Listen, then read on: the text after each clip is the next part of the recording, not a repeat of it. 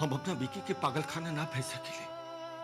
रउआ कहीं डॉक्टर साहब तक हम अपना घर में वो सारा व्यवस्था करवा दी जौन हॉस्पिटल में रहेला। माफ करम ठाकुर साहब, हमरा कुछ मजबूरी बा। रउरा कुछ ट्यूशन काहे नहीं पढ़ाओ, कुछ पैसा वैसा आ जाए। इच्छा तो हमरो रहे, बाकी आंख धोखा दे रहल बा। बाबूजी हमार नौकरी लग गई। का नौकरी?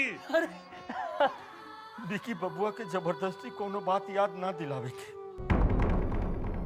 उनका के फिर से दौड़ा पड़ सकेला। आदमी के चालते बर्तनों से खराब होला, कबो कबो तो बिना बात के आपस में लड़ेला। जी डॉक्टर साहब, देखिए कोई मिल जाए तो तनी खबर करी। हाँ ना ना हम मिले भी आज। हाँ अच्छा अच्छा प्रणाम। आज फिर डॉक्टर साहब लगे जाएम का? कहले तो बारन की कोई मिल जाए तो खबर कर दे, बाकी सोचा था नहीं कि हम ही चल जाए। क्या बोला तारू? ठीक बा जाई। अरे रमा, इस सवेरे सवेरे पूजा के फूल डाली लेके कहाँ चल देलू?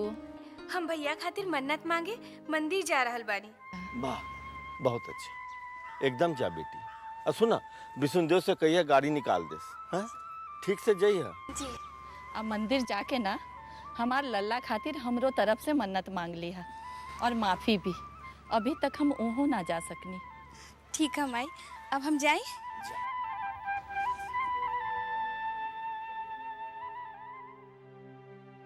यह है परिवार और भाई बहन के प्यार। रउआ ठीक कहतानी। वैसे भी जब लल्ला ठीक रहलन, सबसे ज्यादा रमा के ही मानत रहलन। किस्मत देखी, यह दोनों जना के भविष्य की चिंता में हमनी के परेशान बानी। भाई बा जे अपन सुध बुध खो चुकल बा, तो बहन बाड़ी जेकर विकलांगता होकर अपन जिंदगी के सबसे बड़ दुश्मन हो गई बा। रमा के भविष्य खातिर हमहू बहुत परेशान बानी। ओकरो बियाह के उम्र भइल जाता, पता ना कौन और कैसन बा ओकरा नसीब में। तू चिंता मत कर ठकुराइन, केकर नसीब में का बा के जाना था। बाकी हम पूरा कोशिश करब कि ओकर बियाह ऐसा लड़का से करी जो ओकर कमजोरी के अपना ताकत बना ले, जीवन भर ओकर साथ निभाए।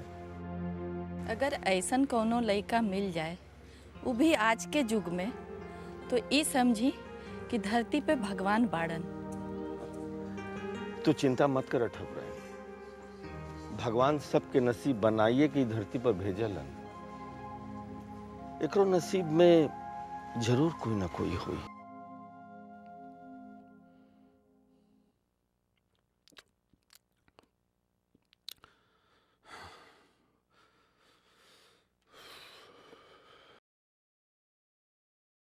इली बाबूजी। आज लागता कि हम काम पर जा रहल बनी। बाकी अभी और कुछ बिसर रहल बानी बाबूजी। का? ई और आंख में डाले वाला दवाई। बेटी हम खुशी में बिसरिए गनी कि हमरा कोनो तकलीफो बा।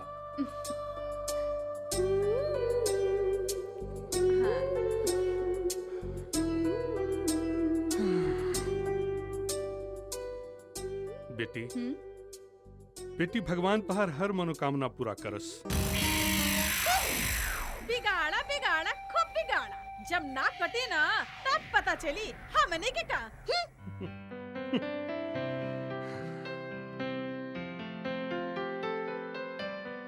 बाबूजी बाबूजी तभी अभी गइलन। जा, हम लेट हो गए। अच्छा माई, हम चला तनी। अब मैं तुम्हें जीवित कर रहा हूँ। यदि मैं संपूर्ण धर्म जानता हूँ तथा मेरे द्वारा उनका सम्यक आचरण हुआ, तो उस सत्य के प्रभाव से यह देवी पुनः जीवित हो जाए। मैं सत्य कहता हूँ। का करतनी माँ जी? रामायण? नहीं बेटी, भगवती पाठ।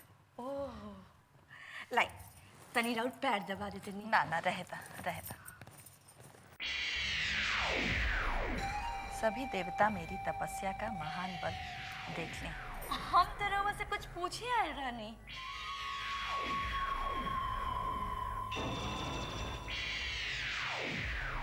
पूछा का पूछे के चाहतड़ू? माँ जी, रमा बबली नहीं खिलाकर कहीं गई बारी का? हमरा से तो कहत रही कि मंदिर जाए के बा।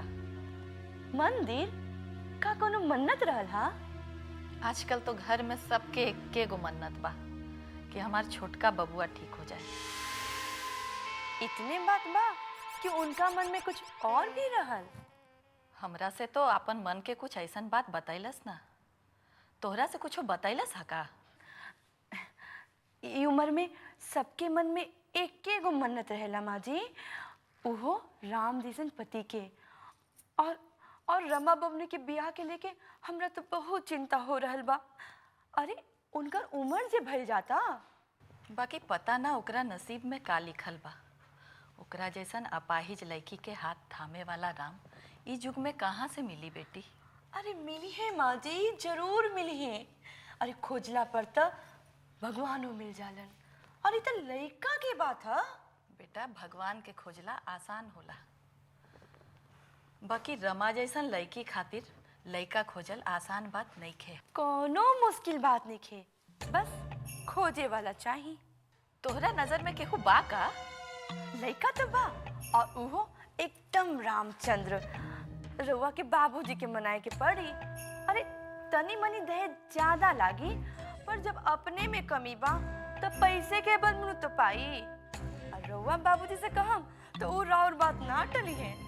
काहे ना, हम जरूर बात करब, बस तू लड़का वाला के तैयार करब। अरे वो सब रुआ हमरा ऊपर छोड़ दी, आखिर हमू अपन बबनी खातिर कुछो तो करब। अच्छा बेटा, तू लड़का के देख लू हनु? अरे देखनी है माँ जी। अरे वो लड़का के आगे राउर तीनों बेटा टिकी है ना। वो लड़का एकदम हीरो बा, हीरो।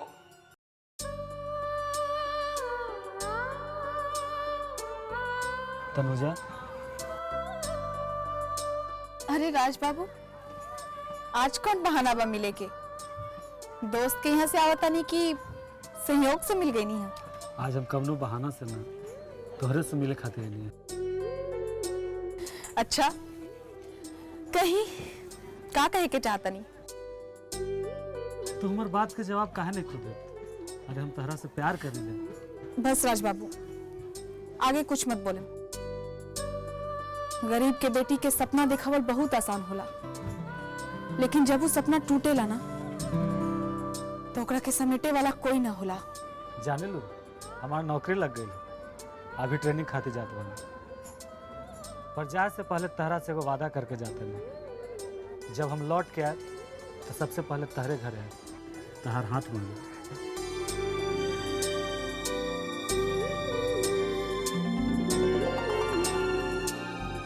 चाहिए हमार दुआ रुआ साथे बा। भगवान रुआ के बहुत तरक्की देस। बस और कुछ ना कहबो।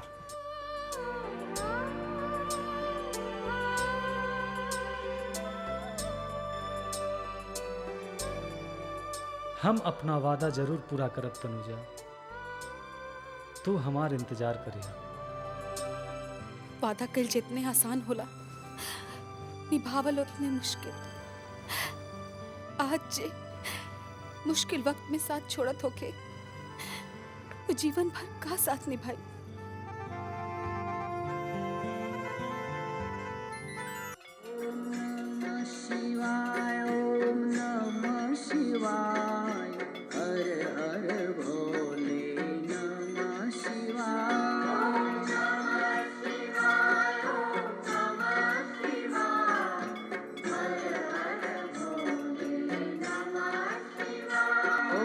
जटाधराय शिव जटाधराय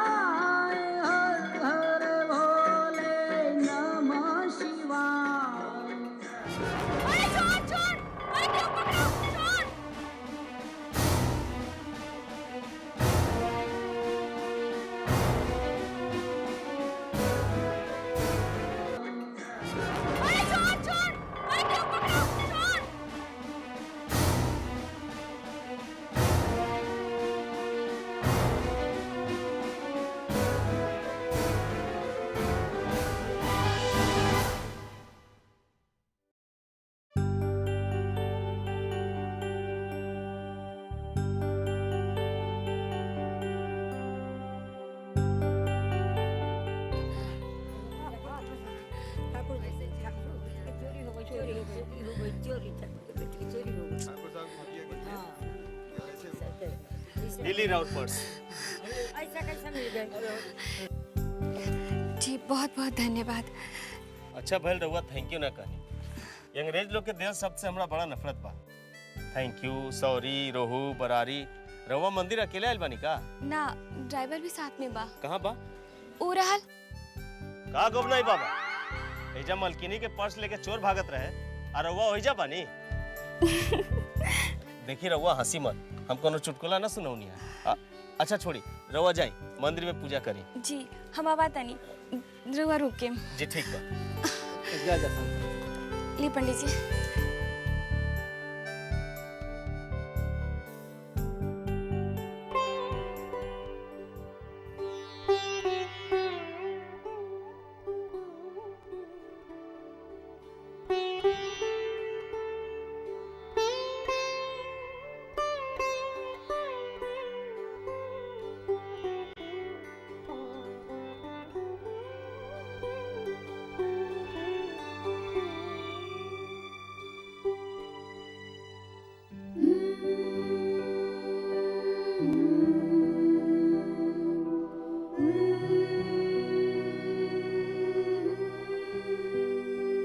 अरे का भइल? रहुआ रोत काहे बानी? ना, हमरा भैया के तबीयत ठीक नहीं खेनु एही खातिर। ओ, उनकरे खातिर भगवान जी से मन्नत मांगे आइल बानी। जी ठीक बा। अच्छा हम चलता नहीं। अरे रुके, रुआ हमार मदद कैनी हा।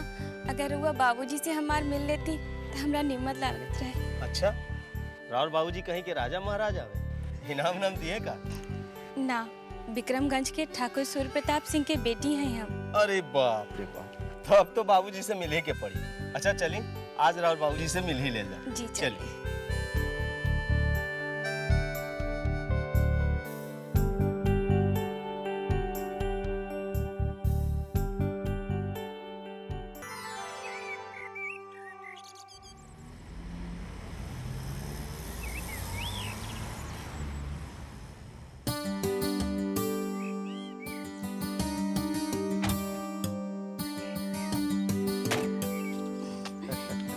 बाबूजी। पूजा हो गई? जी बाबूजी, ये ली प्रसाद। भाई खातिर आशीर्वाद मांग ले लूँ। हाँ बाबूजी, पर आज पूछी मत जौन भइल ह। चोर हमार पर्स लेके भागत जात रहे। अच्छा, अरे तो चोर पकड़ाई कि ना? पकड़ाई न तो जाई कहाँ। प्रणाम, हम शंकर। बाबूजी, ये उहे हवन जो चोर के पकड़ले रहला ना। अच्छा, बहुत बहुत धन्यवाद बेटा। बेटा अब इतना इज्जत मत दे कि संभारल ना जाए। का मतलब? मतलब कुछ ना, बस ऐसे ही। दरअसल केहू इतना इज्जत से तो बात करे ना आज के जमाना में। दुनिया में केहू की इज्जत करबा तब इज्जत मिली। जी, लेकिन हमार छोट तजुर्बा ई बा कि जेकर इज्जत कईल जाला वो इज्जत उतार के चल जाला। बाकी दुनिया में सही आदमी की पहचान कईल भी जरूरी बा। आजकल सही आदमी मिलेला कहाँ ठाकुर साहब? बात तो तू बहुत अच्छा करेला। काम का करेला? काम जी बस काम के तलाश में बानी, यही काम बा। तलाश जब खत्म हो जाए तो हमरा से आके मिली है, शायद हम तोहार कुछ मदद कर सके। जी। अरे रमा बेटी, तू मंदिर से आ गई लू? हाँ माई, चली बाबूजी, रहो आई।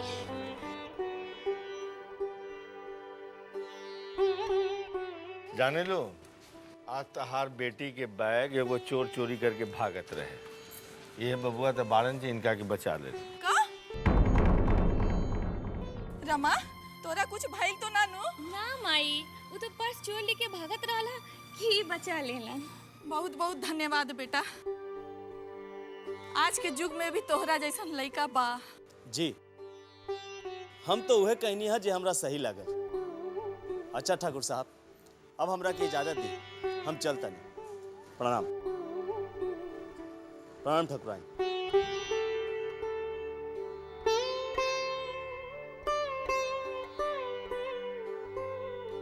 बहुत अच्छा लड़का बा।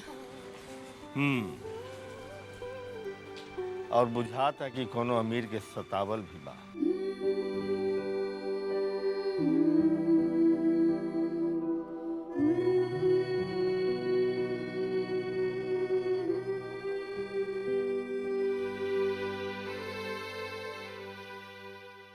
आवा तनु आवा बैठा, हम तोरे इंतजार करत रहनी।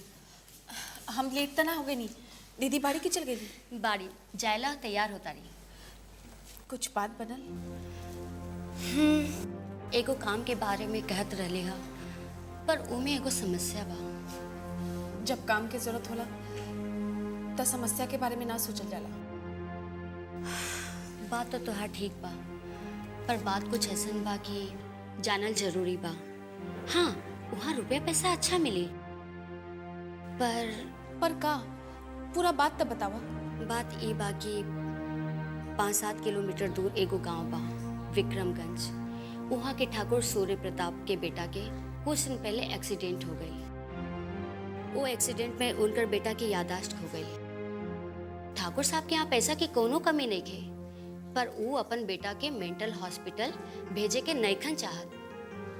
उनका एगो ऐसा लड़की चाहिए जे उनकर बेटा के देखभाल ठीक से कर सके, ओला पैसा भी देहन। तो समस्या का बा? समस्या ई बा कि जे भी देखभाल करी ओकरा के उनके घरे रहे के पड़ी, काहे कि यादाश्त खोल आदमी के देखभाल खातिर 24 घंटा साथ रहल जरूरी बा। हम जाना तानी तोरा ला ई काम मुश्किल बा, काहे कि तोहार बाबूजी तो ट्यूशन पढ़ावेला मना करेलन, तब बाहर जाए के इजाजत कैसे दीहिन? अरे तनुजा, प्रणाम दीदी। सुमन तरह के कुछ बताई नहीं है? जी त का सोच लो, बतावा। हम जाना तानी घर छोड़ के गए बहुत मुश्किल बा, पर कोनो बात नहीं। अच्छा, हम चलत तानी। दीदी, हम काम करला तैयार बनी।